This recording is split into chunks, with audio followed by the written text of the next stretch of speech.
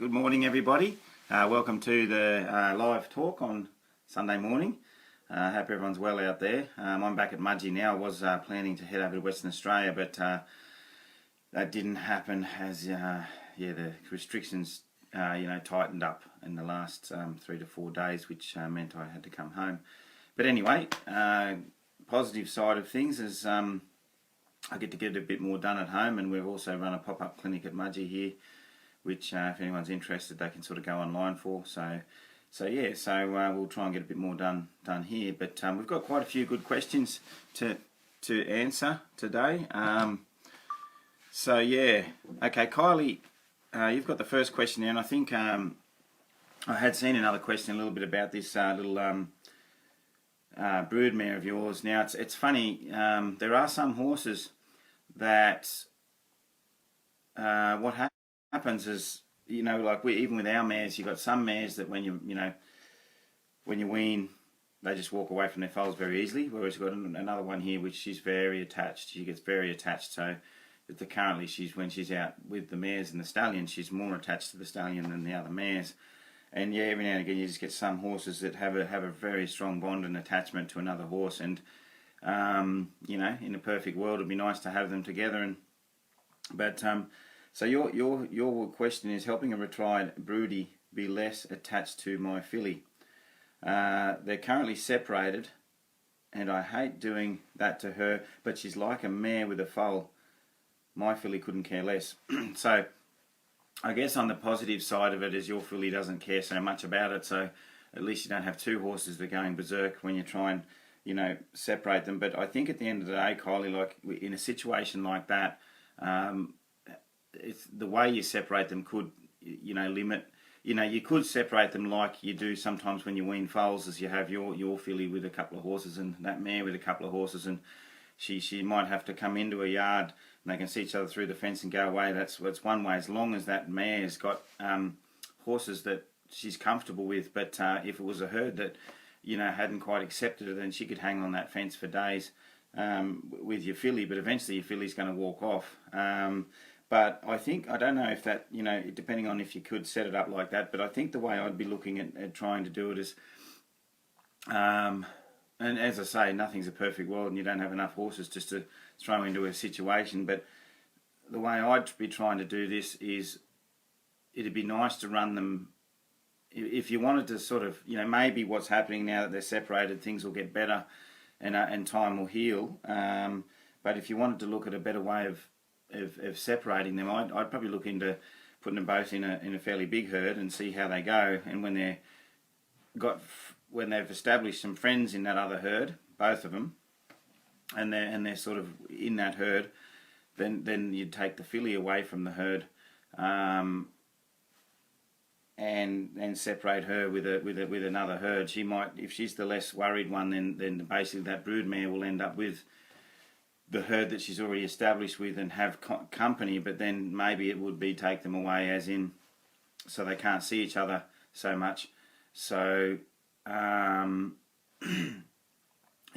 basically having the broodmare who stresses out with an established group of friends, so she's got company already, and then take your filly away would possibly be a better option. So whereas if she was in a herd she wasn't established with, then that filly would be her only company. So more, and that's the way I tend to do it with our foals here or anything like that, is I have an established herd and I split the herd a little bit, so the foals have got some of their other foals friends, and they've got a little group and maybe a couple of geldings that they get along with, and I'll separate them to one side and the mares and the other established part of the herd on the other side, and then it's not like you're pulling one away completely. They tend to separate quite well and then go off on their own very quickly.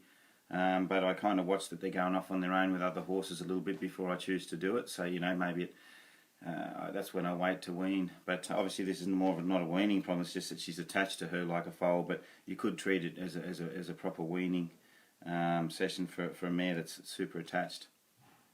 So anyway, thanks Kylie for the question. I know it's difficult, but maybe, as I said, she's already separated. Maybe time will heal, and she'll, as long as if you've already separated, as long as that mare is in a herd that can accept her, and then she's got that other company and outlet that she can sort of bond with, and let it all happen a bit quicker and more happier for her.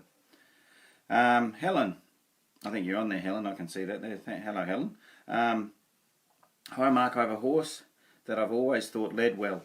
This is a good question, this one, because this is something I come across a lot, at clinics.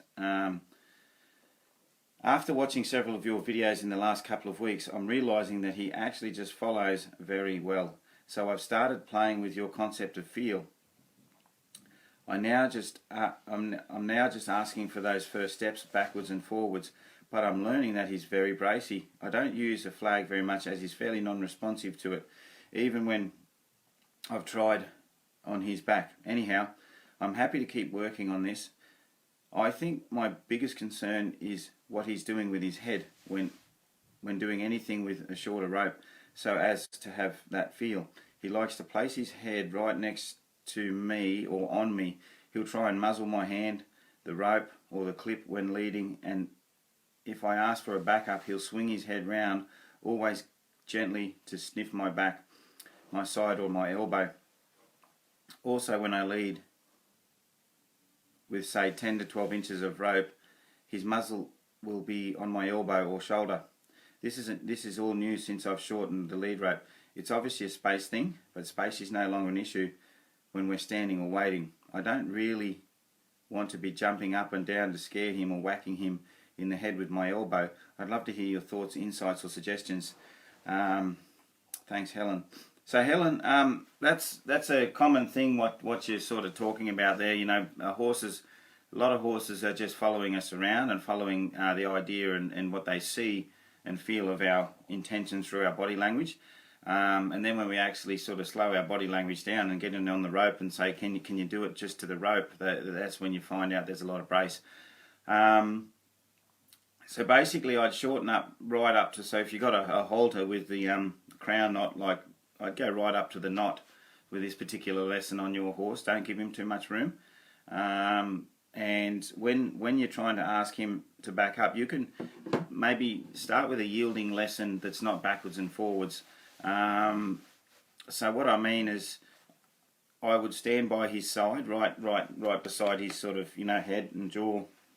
I'd have the hand short underneath, and I would just gently push his head away, so he's looking away, and you're pushing him to bend away. And I would just wait, and if he's ever been taught a bit of lateral flexion, what's going to happen is he's going to kind of keep maybe bending and pushing, and but you just stay in there till he's pushed away like that, and he's kind of looking away, and just wait in there, and then as what I tend to encourage people to do is step into their leading hand. So basically, your leading hand's out there, out to the side. So I'll show you, like I've got it out there like that, and I'm going to step with my. So if it was your left leading hand, which I'm holding up now, which might look like the right to you guys, I'm going to step with my left leading hand, step with my left foot towards my left leading hand, and I would just push and hold until he realigns his shoulders across a little bit. And I just will do that little exercise slowly but surely. Again, steps, he moves his shoulders across. And I do that from both sides, getting him to sort of just gently move across. Now he's going to wriggle and kind of squirm a bit, but I think what's happening is it sounds like he's got enough room to push his head around behind you or on you, which means I don't think you're short enough. And he's got to learn so basically, if he pushes and wriggles, your rein short enough or your rope short enough just to say that's not working. And you can just put a little block in there. Now a block is not bumping his head off, but it could be a little bump that says, don't push that way, when he's kind of wriggling and trying to sort of nibble on you, or move his head around or rub on you or anything like that, because he's not used to that close contact under the muzzle. You can just put a little bop in the feel of the lead, in the feel of the halter, and he'll go, oh, bop, oh, no. And then when he centers, you just loosen your hand, and you just tell him to center a little bit in there, but as I said, just teach him to push across a little. See if he'll bend and push across until you can sort of move him across, and he just steps his front feet across a little. He thinks and steps his front feet across a little, and then you can start to work on backwards and forwards. But the whole idea with that lesson is you know, he'll get wanting to lean on you, okay, and that's why maybe teaching him to step out a little bit, because the whole idea of that lesson is you're not just teaching him to go forwards and backwards, you're also teaching him to get ready to move his shoulders across, you know, onto a short lead, and also move his hindquarter out when you kind of roll your wrist around and add a little bit of indirect pressure to it, so he can step his hind foot, you know, underneath his rib cage from that angle. So it's a really good lesson, but it's not that easy in the sense of a lot of people, we've carried our horses through other aids and things like that, and then when we actually get up close on the reins, we realise that that brace goes right through their body down to their feet, and we still struggle with that. So that's why this lesson is quite a good lesson. Yeah, so if I'm facing his left, which means you're standing on his left side, you're moving his shoulder right. Now I'm getting a bit about-faced. Basically, if you're standing on your horse's, beside your horse's head, on his left side, so you're facing his left side, yes, and you're on his left side, yes, so you're moving his shoulders to the right, away from you. Once he can do that, then he can move towards you if you like. But the whole idea, I think what's happening with him is where you're going forwards and backwards, he's pushing into you. So first I just teach him that I can keep pushing on my hand until you kind of move out and step away, so you can create like a bubble around you just with your hand. So it's almost like he's tied up on the end of a heels hoist clothesline. You know, those clotheslines that go round and round, that, you know, they look like a bit of a the top part of a, you know, those things. I'm just getting confused.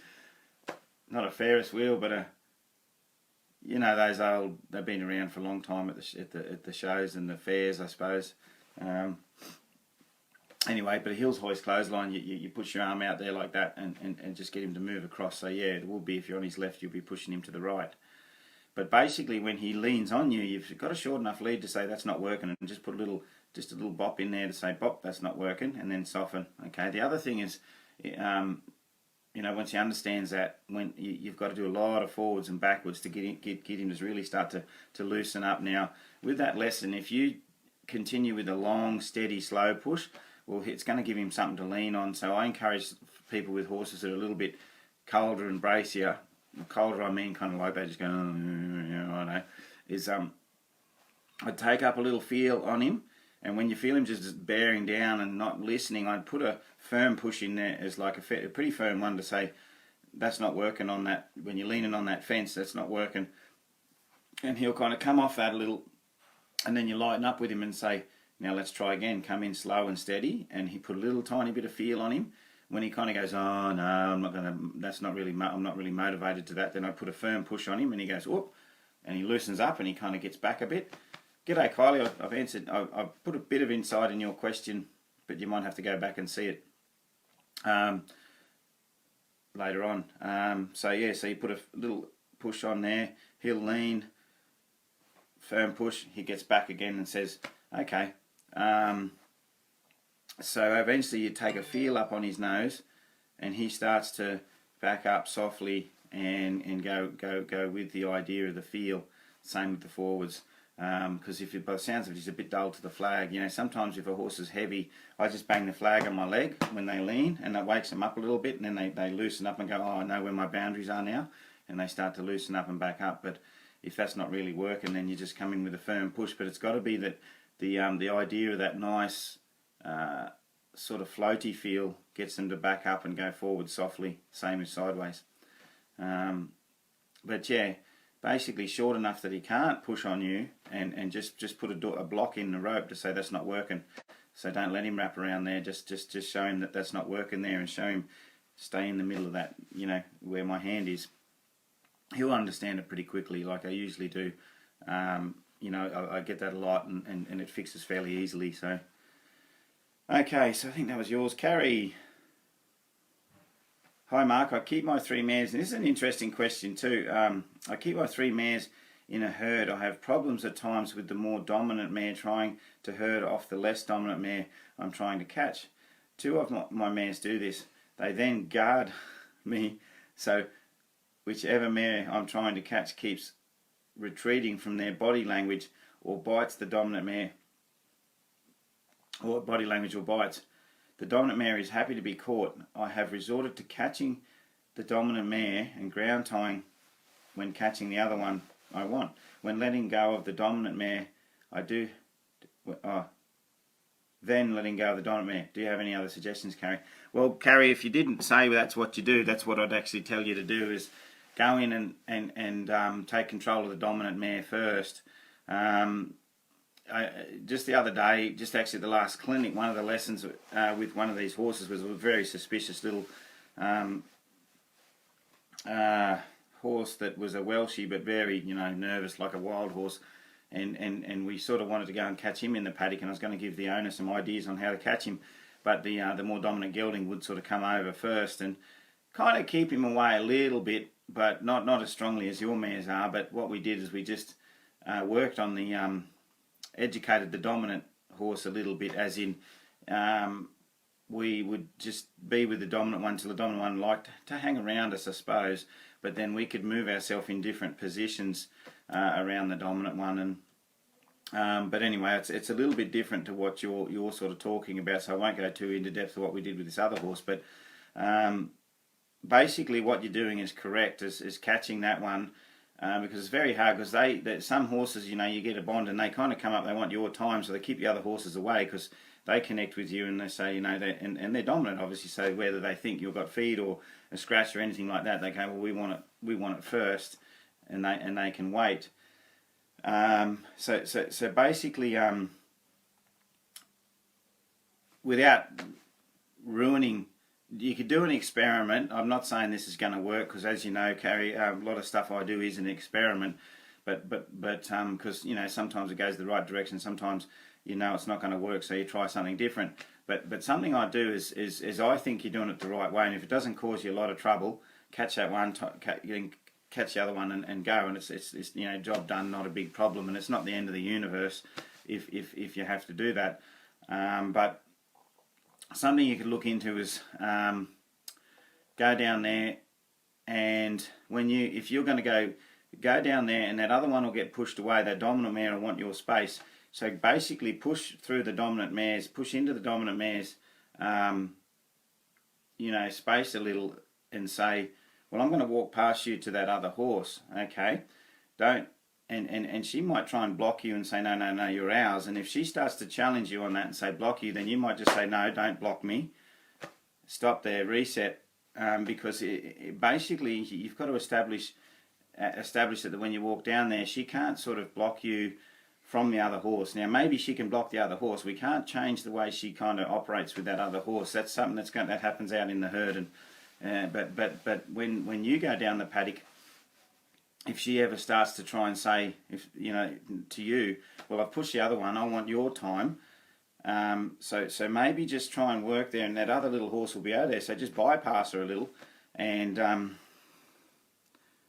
so if she guards, she's kind of blocking you as well as blocking the other horse. So you just take her mind off that. However you do it, is you could just bang your leg and say, hey, don't snap out of that, and just let her soften, and see if you can walk by her and just go to that other horse and just snap her out of that thought.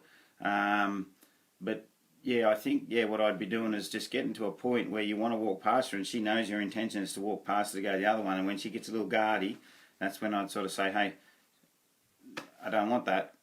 It's okay for me to sort of go to this other horse. You can't guard me off the other horse or guard the other horse off me. But you got to set it up that you were walking there, and she starts to challenge your idea. When she starts to challenge your idea on that, then you just say that's not working. Because when you're down there, you don't want to get in a situation. I've seen these situations that, and you're probably aware of it, but I've seen situations where horses have guarded their owner away from another horse when they've had to lead that horse through other horses, and that horse has bit their owner, not to say get away from me, it was to say go over there. I want you to get over there and get away from this horse. And they were kind of doing the right thing, but that nip was one of the nips got on a person's little finger, and it kind of could have damaged it really badly, purely because it was saying, move away, you're in danger, this horse here, and I'm cranky about that horse. So that guarding behaviour sometimes ends up, guarding us from other things. So yeah, Carrie, I'd set it up that I'm probably not making a lot of sense, but I'd set it up that when you walk down there, and she gets a little bit guardy with the other one, she may start to get guardy with you, and you just say no, don't guard me. I'm okay. I want to go and visit the other horse, and just see if you can break a thought a little bit when she does it, and soften her. When she softens, just stand. Don't go right through there in a hurry. Just change the thought of guarding. When she see you get a bit guardy, change it, and then when she softens, just say, now I'm going to go to this other horse. And just try it like that. But I think the way you're doing it is the way I would also do it. I don't think it's a big problem catching one to get to the other one. So maybe just don't go down there the other thing is, don't go down there to catch the other one. Go down there straight to catch the lead mare. Don't even sort of look like you want to catch her if you get an off chance.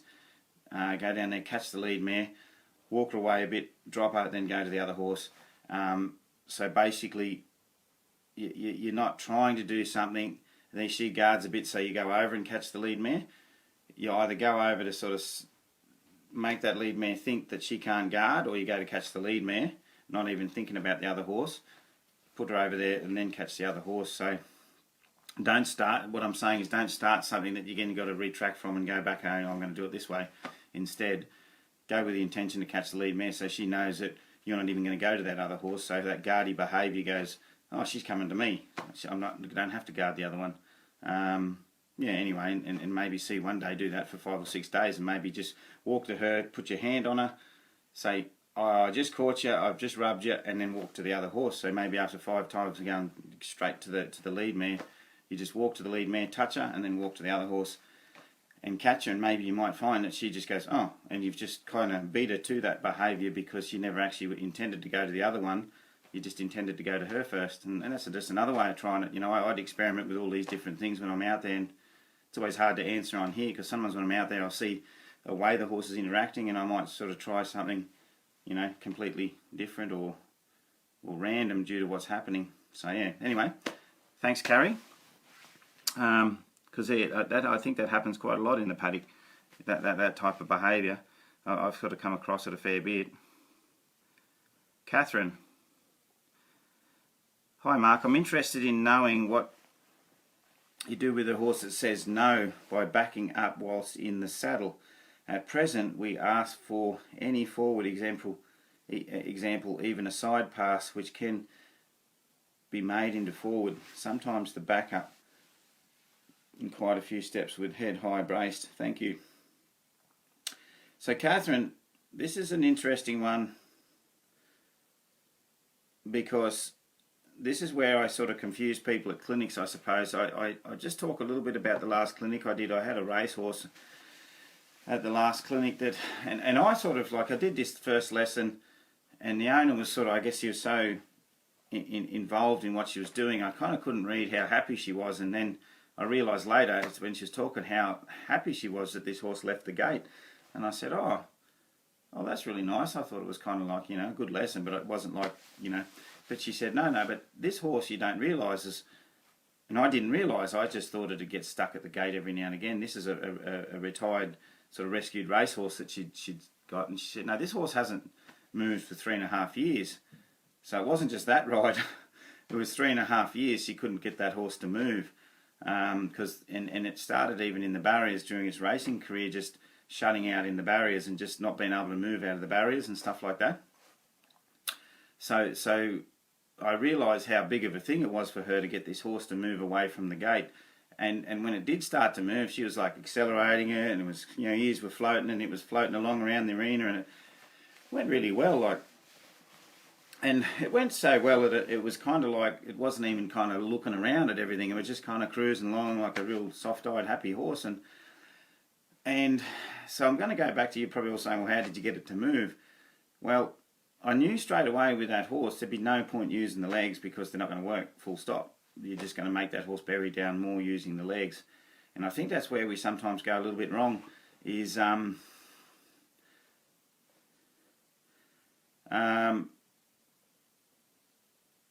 think what we try and do is we go, no, legs mean go. And I say at clinics, you know, I'm going to teach you how to ride like a tourist on a beach ride. Make it simple. Legs mean go, reins mean steer, 2 reins mean back up, right? Simple, because a lot of people go to a horsemanship clinic thinking they're going to float on a magic carpet, but really I'm trying to like address red flags and the basics that a horse needs to understand before I'll even go down the road of teaching them all the finesse of seat and stuff like that. I want to teach them how to use the tools and just sit up on their horse relaxed and get the horse to understand the tools. So a lot of times I say to people, well, yeah, legs mean go, but this is where it gets confusing. It's because when we've got a horse that's stuck, we say legs mean go, but reins mean steer. Now, you've got to think about it. What do the reins steer? They're steering the horse's thoughts. So when I'm educating people, I'm trying to get them to understand when to use their legs. So in a lot of cases, and people that have been to my clinics, they'll see me not use the legs only when the horse is going and thinking in the direction that'll make the legs work. So what I mean is when the horse is going, yeah, I'm going this way, then you say use the legs and the horse will go faster in that direction because you're only putting energy towards what the horse is already thinking. So that's how I try and encourage people to use their legs, because legs are so easy to block. And I see people go from a seat aid, leg aid, stick aid, and they start to just get big on their horses, and really they just make those horses bog down more, or start to pig root and get really angry or sour, because the legs I don't use the legs always for getting a horse to think in a new direction. I use the reins for that. Once the horse is thinking in a new direction, then I use the legs to say go faster towards your thoughts. And then you'll most often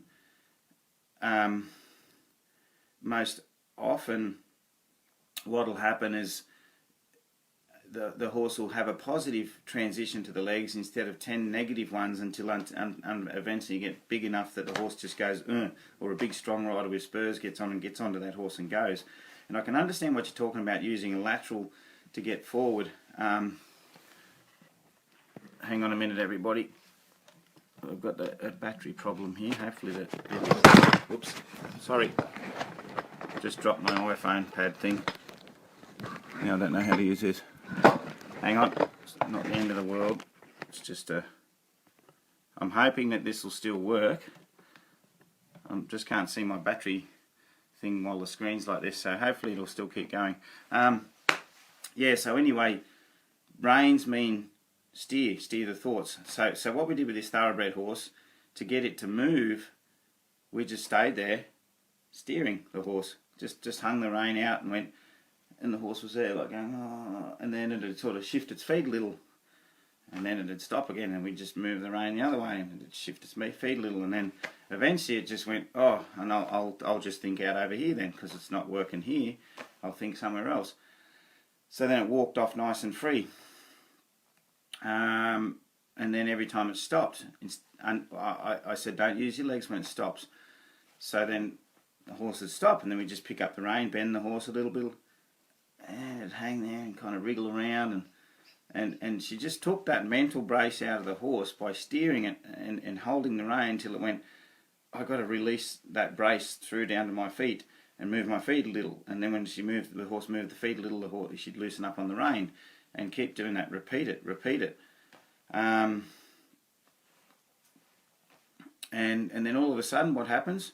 The horse just moves off. And when the horse was thinking forward and free, I said, now just use your legs. And what happened? The horse went into a fast walk and went, yeah, I can go off the legs, because she broke the thought that was stuck at the gate, that shut down thought that was stuck at the gate, through the steering wheel. Now remember, the steering and the reins are for changing the horse's thought more than actual legs. And when you can understand that, then basically a lot of horses have really good accelerators, because the confidence of a horse is through the steering. What I mean is, if a horse doesn't have a lot of confidence, it'll get stuck with its mind at the gate, thinking over where it came from and not wanting to shoot its thoughts out to a place that it hasn't been before, because it's not confident. So then we feel it in the accelerator, because we go to kick and the horse goes, no, I'm stuck here. And we blame it as an acceleration problem, because we ask for acceleration, the horse goes, I can't.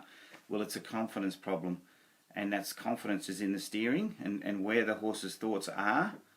at the moment, and you want the thoughts to be over there. So instead of trying to make a horse go faster when it's nervous or lacking confidence or anything like that, or just stuck it with its mates, then you steer it until it basically releases that thought and then goes itself. When you know that thought's gone and it's going and the horse is thinking somewhere else, then you accelerate it. And that's what I'm sort of saying for your horse. Instead of using any leg, so even a leg yield would require you to push the leg on and move that accelerator into the horse and move it. So basically what I would do is just bend your horse, hold the rein, hold the pressure in the rein, so that the horse goes, that's not working here. And it'll just release in the feet. It'll have a thought change, release the feet, and then I'll go, oh, no, actually I'm still stuck. And you go, okay, well I'm just going to bend this way. Now for some people who've done a lot of lateral flexion, they say, well my horse will bend around on my leg and nothing happens.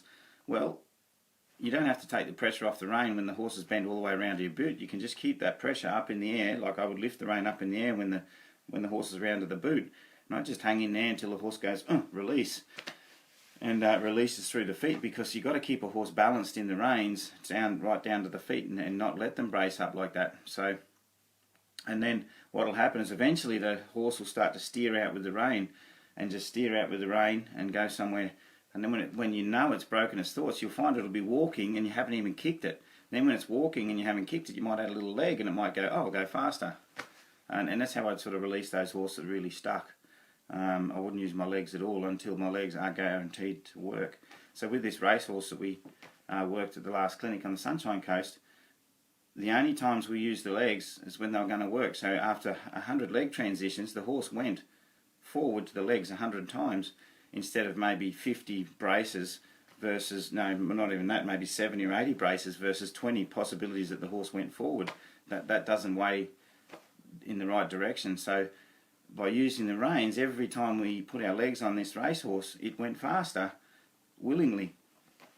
So basically it's learning that the legs are a good thing, because that horse had, been pushed to go till it finally quit on all these things. So there'd be no point using those tools, knowing the horse had already shut down to them. So yeah, I hope that makes sense about the horse that says no. So you're asking a yes question, aren't you? When you use your legs mean yes, I'd like to go there because it's already going there. Sue, question, leading your horse on trail. A cyclist quietly moves up behind you, startles your horse. Horse becomes antsy and starts prancing around. Do you get that horse? How do you get that horse back with you? I'd change its attention. So basically a cyclist is like a tiger. Yeah, not that you want to turn into a tiger, but you've got to do something big enough to redirect its thoughts to you. Something small will just annoy the horse. So a lot of people move their horses about and, try and wave to them, get their attention with little claps or things like that. And sometimes that just stirs the horse up more. It adds fuel to the fire by doing a half thought change or trying to change that horse's thoughts to redirect it back to you. So basically, I would do something big enough to get that horse to reset with me. So it could mean that I bang my leg really hard and just stand there really calm, and the horse goes, oh, and then you put your hand out so it can breathe on you and know that you're still okay, and you're still there safe for it and wait. But just trying to sort of say, it's just almost like white noise to horses that are really bothered. So I would tend to sort of do something big enough that the horse resets its thoughts and goes, here, it goes, oh, that's where they are. And then I'd just kind of let the cyclist go past, stand with the horse, and then let them go past. Otherwise, you can sometimes put a bit of feel on the rope to reset them, and it could be a little bump on the rope to say, hey, reset, come back, thank you. Oh,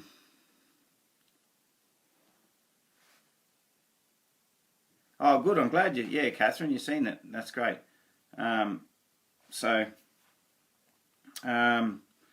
Sorry, I got distracted then. So yeah, and reset that horse's thoughts effectively, not effectively. So you have to be effective, which means reset, thank you, here I am. But when I reset a horse big, and in a big way, what I mean is like pop a flab quite big, or do something that's big enough to break its thought off the extra big thing that's scary, that's scared it, like the bike. I would do it so quick And so effectively that by the time the horse has redirected his thoughts to me, I'm standing there calm as a cucumber going, I'm happy, just having a good day. You having a good day? Okay, so the biggest thing when your horse is big and anxious, you've got to go, okay, don't buy into their worry, don't buy into it. So when a horse is anxious and big, sometimes we go, I'm here to help, and I'll help you, and you okay, and sing to it and pat it and try and do all these things. Basically, the horse needs to know that everything's not okay. We don't want to direct our attention to the horse going, are you okay? We're just saying, when that horse resets to us, we're standing calm and we're saying, reset, here I am, everything is okay, I'm having a good day. I like bikes, they're good, they're fine, they don't worry me. And the horse goes, oh. So the time that you've redirected their thoughts, you're standing calm, in a very good mood, as best mood as you can be in, and saying everything's okay, and that horse will start to feed off that, instead of us feeding off the horse and trying to help the horse and manage the horse and things like that. We actually just sometimes fuel what's the worry by trying to be good managers, whereas we just manage ourselves, distract the horse and manage ourselves really well in a way that says to the horse, everything's cool, it must be. They don't seem too bothered. And I think that really helps horses. And I think, I sort of have a bit of a joke. We get so smart as humans, we study something so much that we actually forget about ourselves. And I see that a lot in horse training, is where we're looking at our horse, studying every moment and every sort of let down, every kind of twitch, wondering what that twitch means, and sort of, or thinking we know what it means. And I think we just get too involved in listening to our horses. I'm not saying don't listen to your horses, but what I see is a lot of people get so involved in it. I'm like, if I was that horse, I'd be worried, because you're staring that horse down like, almost like the horse has got a problem. Well, it hasn't got a problem, it's just anxious and needs to be told everything's okay. So I say to those people that are sort of, getting too involved in their horse's worry, that I say, just reset your own mind, just worry about what you're doing right now, not what the horse is doing. The horse will, when it sees you doing something quite calm and being quite centered, then it's going to go, well, I like hanging around you, and all those things that you're looking at trying to help will actually fix themselves. And that's very important, is be aware of what your horse is doing, but don't have your primary focus on it all the time. Your primary focus and primary intention is what you're doing. So when you distract a worried horse, your intention is to say everything's okay, I'm calm. And then the horse goes, oh, you are? Oh, I might sort of like to stay with you. I believe I could follow you anywhere, because I've never seen a horse as calm as you. And then you hope that kind of feeds into your horses. So yeah, that's really important, that one. But the distraction's got to be bigger than the bike.